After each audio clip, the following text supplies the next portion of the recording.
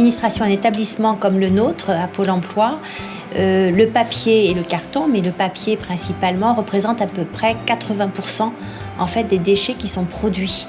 Avant d'être agent Pôle emploi, nous sommes tous des citoyens. Et aujourd'hui, tous les citoyens ont bien conscience qu'il faut faire quelque chose, qu'on ne peut plus continuer à produire des déchets et qu'il faut bien trouver des solutions de recyclage, de reconditionnement dans le circuit de la production de nos déchets.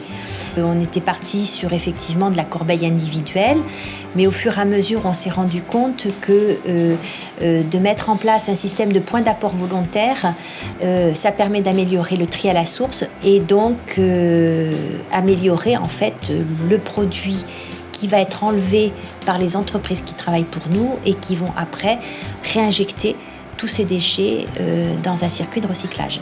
Dans chaque agence, les agents de Pôle emploi ont à leur disposition des corbeilles où ils peuvent y jeter tout ce qui est papier de bureau. Les corbeilles sont triées sur notre site, dans notre usine. Et ensuite, le papier est déchiqueté en fonction de sa confidentialité et ensuite envoyé dans une papeterie située en France. Exactement, l'objectif c'est de revaloriser le papier pour qu'il réintègre par la suite le process de production du papier. Donc c'est pour ça qu'on travaille avec cette papeterie en France pour justement que ce déchet ait une seconde vie. Nous travaillons en fait avec 3 entreprises au niveau du recyclage de nos déchets. Donc pour le territoire du Poitou-Charentes, ESOP donc a été choisi. À travers les critères de notre appel d'offres, on a favorisé des entreprises telles qu'ESOP, qui sont des entreprises adaptées, qui sont au cœur même de l'insertion en fait. Il y a un lien aussi réel entre notre besoin et d'autre part notre métier. On s'adresse quand même à des personnes en difficulté d'insertion et de retour à l'emploi. Donc on emploie plus de 80% des personnes en situation de handicap.